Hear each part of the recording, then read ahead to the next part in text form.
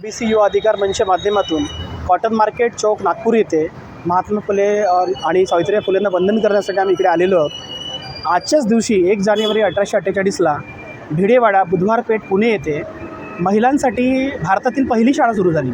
तर भारतातली पहिली मुलींची शाळा म्हणून सुरू झाली। त्याआधी महात्मा फुलेंनी आपल्या पत्नीला म्हणजे माता सावित्रीबाई फुले यांना शिकवलं आणि सावित्रीबाई फुले ह्या भारताच्या आद्य शिक्षिका आहेत, महिला शिक्षिका, ज्यांनी मुलींना शिकवणं सुरू केलं। तुम्हाला सर्वांना माहिती आहे की सावित्रीबाई फुलेंना किती त्रास सहन करावा लागला। त्यांच्यावर शेण मारलं गेलं, त्यांच्यावर दगडं मारले गेले। पण आज भारतभरामध्ये जे काही महिला इंजिनियर आहेत, डॉक्टर आहेत, वकील आहेत, जज आहेत, त्या पायलट आहेत आणि भारताच्या बाहेरसुद्धा महिला चांगलं काम करत आहेत, ते त्यांच्यामुळेच आहे। सावित्रीबाई फुले नसत्या तर आज तशी स्थिती नसती।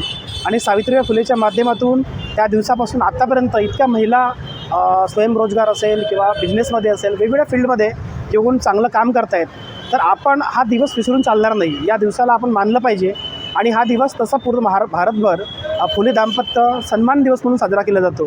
तर याला अधिकाधिक जोमाने, कारण या लोकांना विसरून आपल्याला चालणार नाही। या दिवसापासूनच शिक्षणाची मुहूर्तमेढ रोवली गेली आणि महिलांना शिक्षण खुले केले गेलं। त्याआधी मनुस्मृतीच्या माध्यमातून महिलांना शिक्षण दिलं जात नव्हतं। शूद्र असेल किंवा नारी असेल यांना शिक्षणापासून थांबवलं गेलं होतं।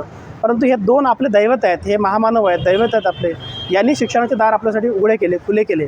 तर यांना आपण मानलं पाहिजे, यांच्या विचारांना आपण समोर घेऊन गेलं पाहिजे। यांचे विचार कुठतरी, यांच्या विचारांना समोर देण्यात कुठतरी आपण कमी पडतो, म्हणून अशी स्थिती आहे।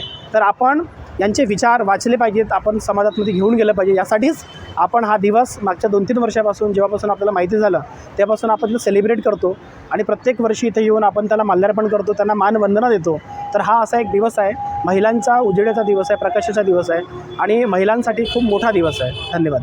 रोजी सावित्रीबाई फुले आणि महात्मा ज्योतिबा फुले यांनी महिलांसाठी पहिली शाळा पुणे भिडेवाडा इथे बनवलेली होती।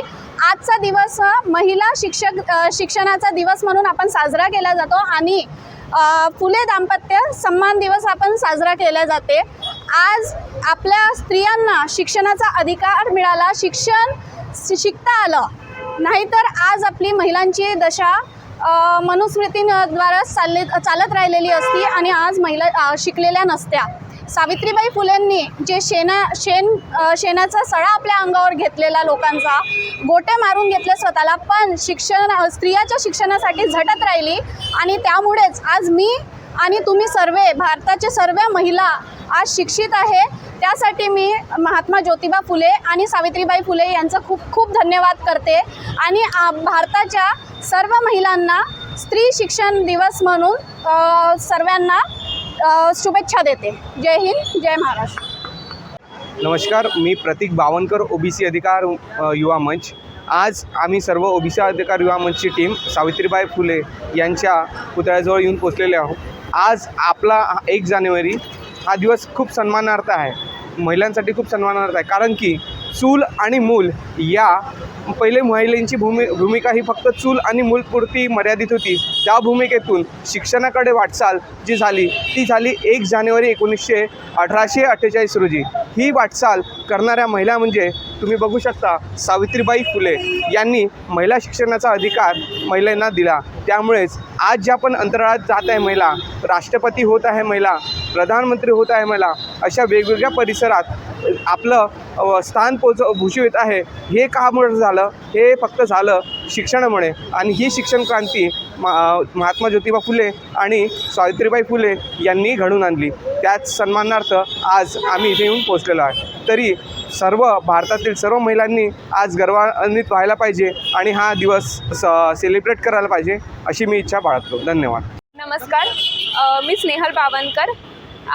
1 जानेवारी 1848 भिडेवाडा पुणे येथे पहिली महिला शाळा सावित्रीबाई फुले आणि ज्योतिबा फुले यांनी स्थापित केली आणि आज सर्व महिलांना सुशिक्षित करण्यात आलं त्यांच्यामुळे।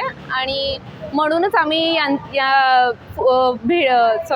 फुले दाम्पत्य यांचा सन्मान दिवस म्हणून इथे साजरा करतो।